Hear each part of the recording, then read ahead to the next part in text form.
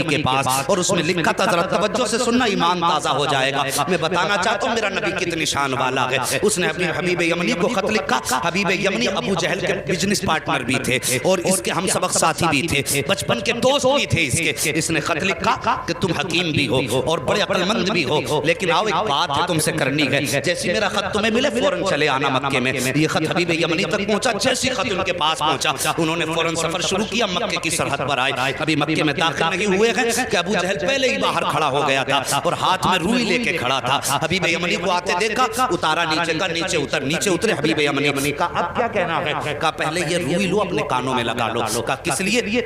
کہا کہ محمد کی آواز تمہارے کانوں تک نہ پہنچ جائے۔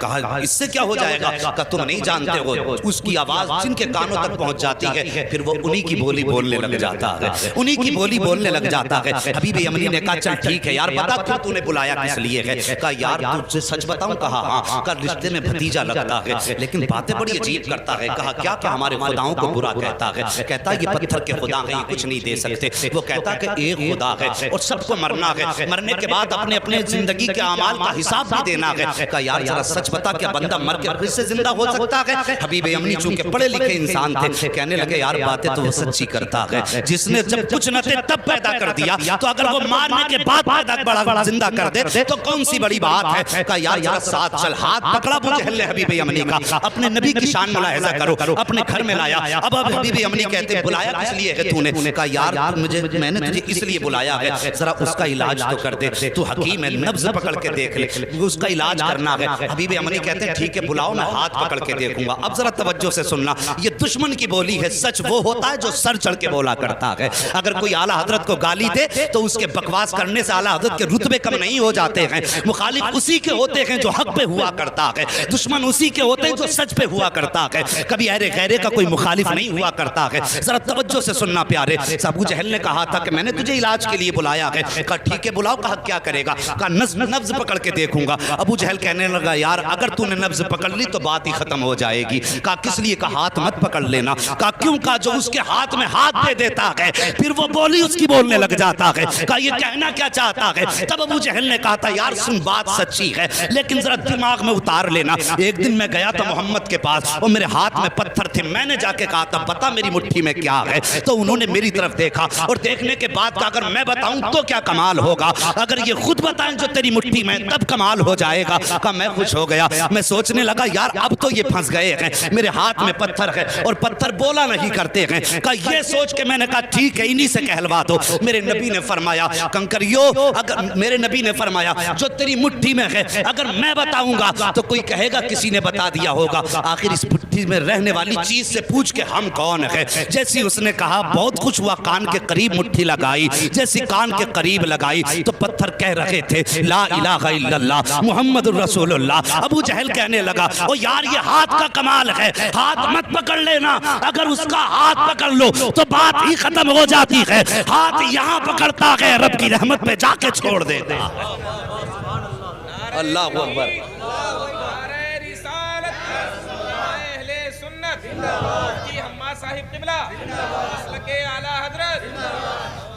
ہاں صاحب کہا کہ ہاتھ مت پکڑ لینا۔ کہا ٹھیک ہے پھر؟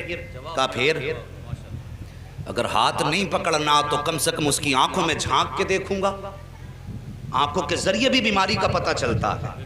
یہ ڈاکٹر لوگ بیٹھے ہوئے ان سے پوچھئے آنکھوں کے ذریعے بیماری کا پتہ چلتا ہے، اور یہ علماء اکرام ہے بڑے بڑے علماء، ان سے پوچھئے کہ جادو اور آسیب کا پتہ بھی آنکھ سے چل جاتا ہے۔ تو کہنے لگے ٹھیک ہے پھر آنکھ میں جھانک کے دیکھوں گا۔ کہا اس کی آنکھوں میں آنکھیں مت ڈال دینا۔ کہا کس لیے؟ کہا اگر آنکھ سے آنکھ ٹکرا گئی تو کام ہی ختم ہو جاتا۔ کہ دشمن کہہ رہا کہ آنکھ میں آنکھ مت ڈال دینا۔ کہا پھر؟ کہا اگر آنکھ سے آنکھ ٹکرا گئی تو قصہ ہی ختم۔ کہا کیا ہو جاتا؟ کہا ایک بار بلال کی نظر پڑ گئی تھی محمد کے چہرے پہ، پورے مکے نے مارا، یہاں تک کہ جسم سے خون بہا، کھال جلائی، چربی پگھل کے جلی۔ میں نے کئی بار مار کے کہا تھا محمد کا دامن چھوڑ دے۔ کہنے لگا اس کی آنکھوں کا کمال یہ ہے کہ جب سے اس کی نظر محمد کی نظروں سے جا کے ٹکرائی ہے، دنیا کا ظلم ایک پلے میں، بلال کی ہمت ایک پلے میں، وہ دنیا چھوڑنے تیار ہے، محمد کو چھوڑنے تیار ہی نہیں ہوگا۔ کہا بس آنکھیں بھی مت دیکھ لینا۔ تو کہا یار پھر بلایا کس لیے ہے؟ ہاتھ بھی نہیں پکڑنا ہے، آنکھ میں بھی نہیں دیکھنا ہے، بلایا کیوں ہے؟ کہا پھر ایسا کر خوشبو سے پتہ لگائیں گے۔ کہا تو پھر ٹھیک ہے، تو کام ہی نپٹا دے گا۔ کہا پھر؟ کہا خوشبو سے سونگ کے بتاؤں گا کیا ہے۔ کہنے لگا اس کی خوشبو کی سونگنے کی ضرورت کیا ہے؟ پورا مکہ گواہ ہے، جس گلی سے گزر جاتا ہے 8 دن تک گلیاں مہکتی رہتی ہیں۔ بولو یار ذرا سبحان اللہ۔ جی اگر تھک کے بھوکے بیٹھے ہیں تو میں قربان بھائی سے کہوں گا انہیں پہلے کھانا بانٹ لیں، اگر تھک کے نہیں بیٹھے تو محبت سے بولیں ذرا یا رسول اللہ۔ اللہ سلامت رکھے، اللہ آج کی گرمی تیرے محبوب کے ذکر کے لیے برداشت کی ہے، مالک قیامت میں محبوب کی زلفوں کا سایہ عطا فرما دینا۔ بس توجہ کرے، اگر تیرے میرے یار کی باتیں ہوں، اپنے محبوب کے تذکرے ہوں تو محبوب کا دل ٹھنڈا ہوتا ہے۔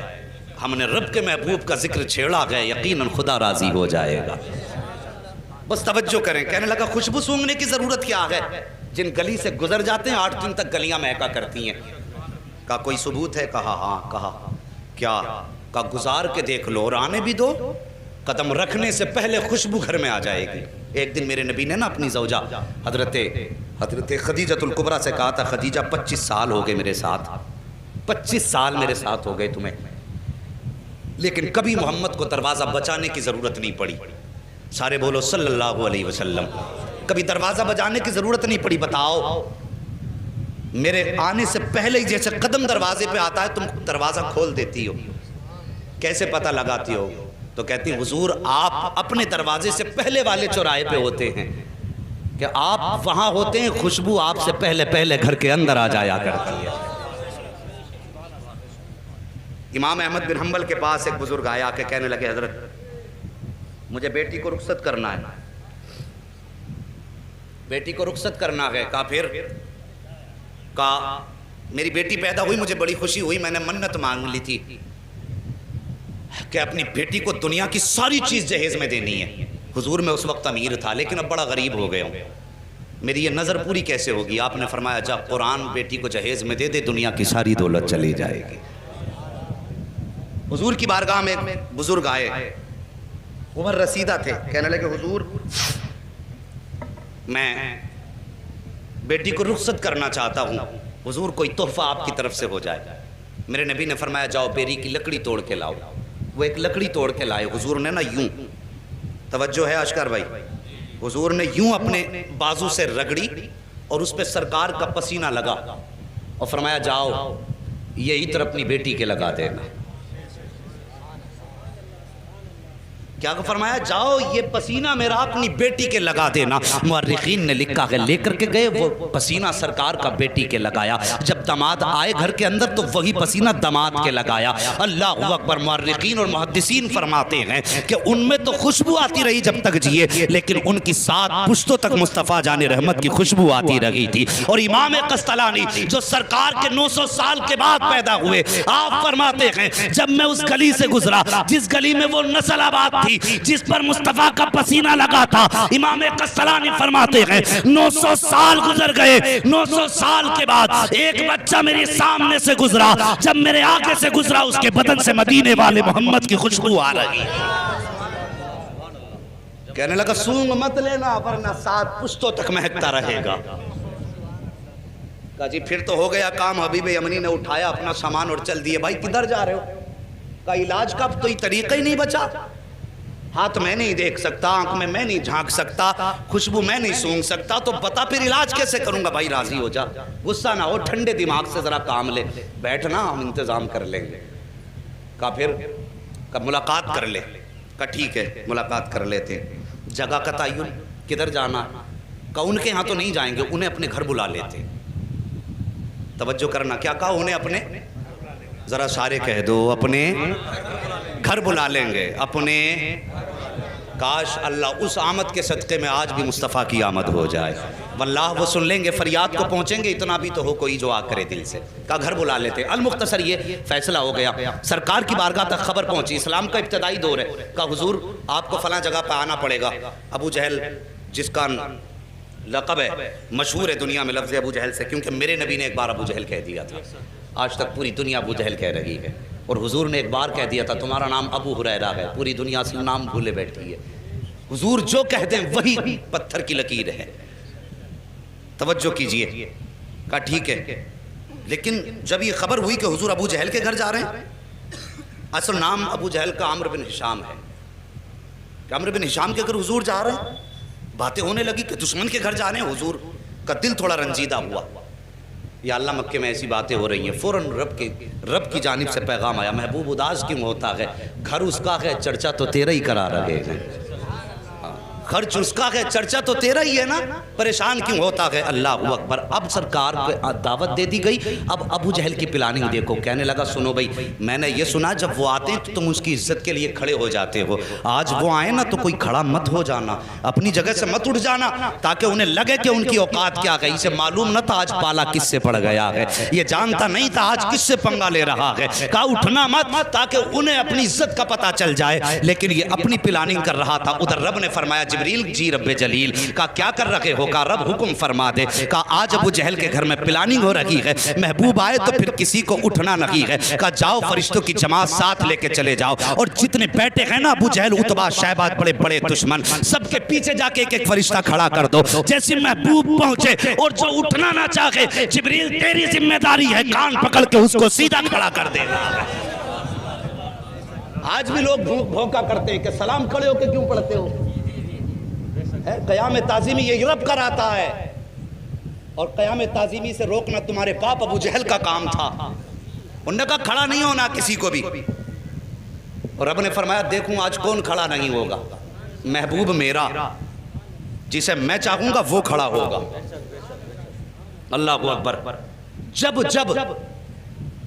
نبی کو دشمنوں نے گھیرا کہ تب مدد کے لیے جبریل آئے ہیں، اس پہ کئی ساری روایتیں ہیں لیکن وقت کم ہے، میں اس کو بھی بتا کے چلتا، لیکن بس نبی کی شان سن لو، بات کر دی اس نے کہ کوئی اٹھ کے کھڑا مت ہونا، اللہ اکبر۔ ادھر میرے نبی ساتھ میں چند صحابہ ہیں، اسلام کا ابتدائی دور ہے، ابو جہل کی محفل میں بیٹھے ہوئے ہیں لوگ جماعت در جماعت، اس کے اپنے چاہنے والے بڑے بڑے کافر مکے کے بیٹھے تھے، اور یہ چاہتے تھے نبی کو ذلیل کرے معاذ اللہ، ان کی گردن جھکائیں، لیکن انہیں معلوم نہ تھا فانوس بن کے جس کی حفاظت ہوا کرے وہ شمع کیا بجھے جسے روشن خدا کرے، اللہ اکبر۔ وہ کیسے شرمندہ کر سکتے تھے جس کو کائنات کو جس کے قدموں سے عزت ملی ہو، اس کو کیسے ذلیل کیا جا سکتا ہے۔ میرے حضور نے قدم رکھا، ابو جہل نے عتبہ کے کونی ماری، عتبہ نے شیبہ کے کونی ماری، ایک دوسرے کے کونی مار کے کہنے لگے آ گئے اٹھ کے کھڑے مت ہو جانا، لیکن جیسی آئے نا حضور نے بھی دروازے پہ قدم رکھا تھا، پہلا قدم حضور نے اندر رکھا، ابو جہل نے سب کو دیکھا اٹھنا نہیں، جیسی کہا نا اٹھنا نہیں، ابو جہل کے پیچھے جبریل امین کھڑے تھے،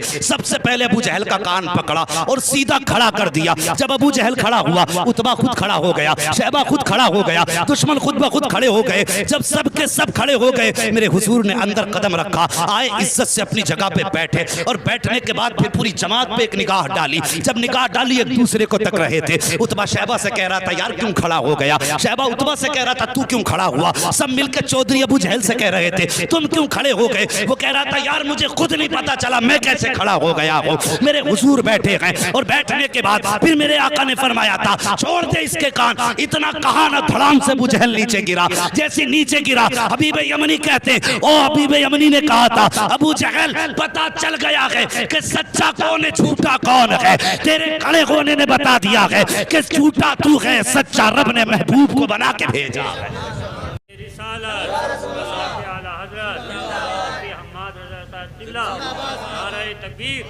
بس توجہ کیجئے پیارے، اللہ سلامت رکھے سب کی نسلوں کو، جتنے بھی مسلک اہل سنت والے ہیں، بس توجہ کیجئے۔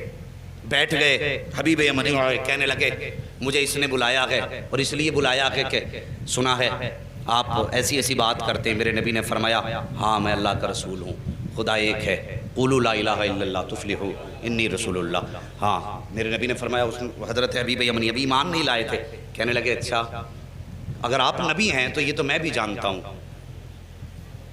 کہ نبی جادوگر کا جادو آسمان پہ نہیں چلتا ہے، صرف زمین پہ چلتا ہے، اس کا دعویٰ یہ کہ آپ جادوگر ہیں، میرے نبی کے بارے میں کہنے لگے کہ ابو جہل کا دعویٰ یہ کہ آپ جادوگر ہیں، لیکن میں یہ جانتا ہوں کہ جادوگر کا جادو زمین پہ چلتا آسمان پہ نہیں، اور نبی وہ ہوتا ہے جو دل کے حال جانتا ہے۔ آج بد مذہب بدعقیدہ لوگ کہتے ہیں کہ حضور کو پیٹھ کے پیچھے کی خبر نہیں، حبیب یمنی ایمان لانے سے پہلے جانتے ہیں نبی وہ ہوتا ہے جو دل کی بات جانتا ہے، جو راز جانتا وہ نبی ہوتا. یہ حبیب یمنی کہہ رہے ہیں.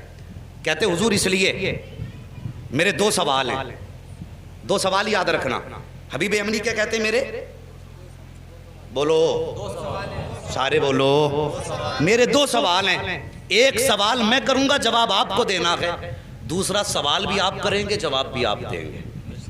یہ 2 باتیں کہیں حبیب یمنی نے. اتنی بات کہی, میرے نبی فرماتے ہیں ٹھیک ہے بتاؤ پہلا سوال کرو. کہا میں جانتا ہوں کہ جادوگر کا جادو آسمان پہ نہیں چلتا. اگر آپ نبی ہیں تو چلیے, چاند کے 2 ٹکڑے کر سکتے ہیں آپ؟ وقت دوپہر کا تھا, دوپہر کا وقت تھا, سورج تھا, چاند نہیں تھا اس وقت میں. کہا آپ چاند کے 2 ٹکڑے کر سکتے ہیں؟ میرے حضور اٹھے, کہا چلیے. حضور آگے آگے, حبیب یمنی پیچھے پیچھے, ابو جہل سب سے پیچھے. جب حضور چلنے لگے نا, ابو جہل نے یوں گردن جھکائی, چہرہ اتر گیا. ایک کہنے لگا چچا بات کیا ہے؟ کہا بات پوچھتا کیا ہے, جو یہ کہہ دیتا ہے وہ کر کے دکھا دیتا ہے. اگر اس نے کہہ دیا ہے تو اب سمجھ لے ٹکڑے کر کے دکھائے گا چاند کے. اللہ اکبر. جبل ابو قبیس پہ میرے نبی تشریف فرما ہوئے. دوپہر کا وقت تھا, اشارہ کیا تو سورج چھپ گیا. دوسرا اشارہ کیا, چاند آ گیا. اس کے بعد آقا نے حبیب یمنی کی طرف دیکھا, کہا کروں ٹکڑے؟ کہا جی. اتنا کہا میرے حضور نے انگشت نبوت اٹھائی اور یوں اشارہ کیا تو ایک ٹکڑا پورب میں تھا, دوسرا پچھم میں چلا گیا ہے. چاند 2 ٹکڑے ہو گیا. جب چاند 2 ٹکڑے ہوا, آپ فرماتے ہیں اب بتا کیا رائے ہے, انہیں جوڑنا ہے یا قیامت تک کے لیے ایسے ہی چھوڑنا ہے؟ اللہ اکبر. حبیب یمنی نے کہا تھا اب جوڑ بھی دیجئے. یوں میرے نبی نے اشارہ کیا, چاند جڑ گیا. اب اس کے بعد حبیب یمنی کہتے حضور میں تو مان گیا ہوں آپ اللہ کے نبی ہیں, لیکن اب اس کی تسلی کے لیے اب آپ میرے دوسرے سوال کا جواب دیں. میرے نبی فرماتے سن, یمن میں تیری ایک بیٹی ہے جو مفلوج ہے, جس کی آنکھوں سے بھی نظر نہیں آتا ہے, کانوں سے سنائی نہیں دیتا ہے, زبان سے گونگی ہے, ہاتھ پیر سے اپاہج ہے, اور تو یہ چاہتا ہے اللہ اس کو